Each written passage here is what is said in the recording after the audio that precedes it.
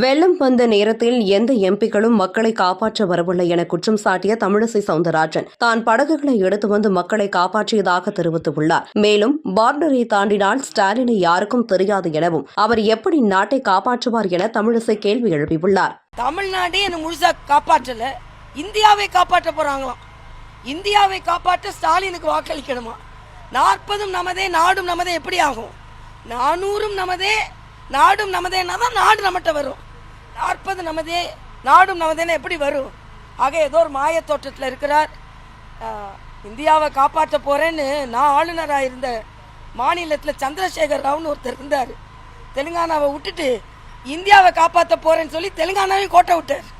அதே மாதிரி இவர் தமிழ்நாடை விட்டுட்டார். ஸ்டாலின் இந்தியாவை காப்பாற்ற போறாராம். எப்படி காப்பாற்றுவார்? எதை வச்சு காப்பாற்றுவார்? பார்டரை தாண்டினா உங்களுக்கு அடையாளமே கிடையாது.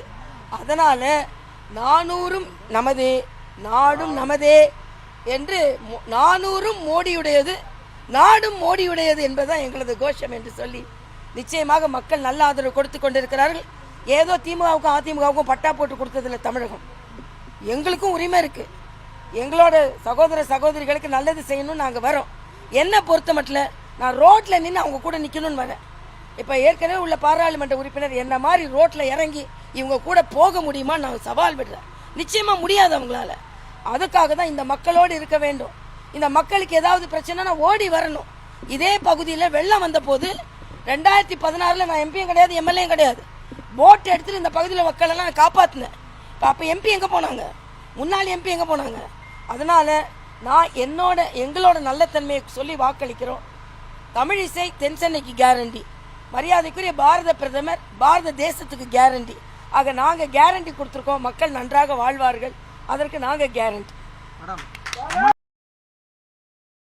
செய்திகளை உள்ளது உள்ளபடி தெரிந்து கொள்ள ரெஃப்ளெக்ட் நியூஸை சப்ஸ்கிரைப் பண்ணுங்க.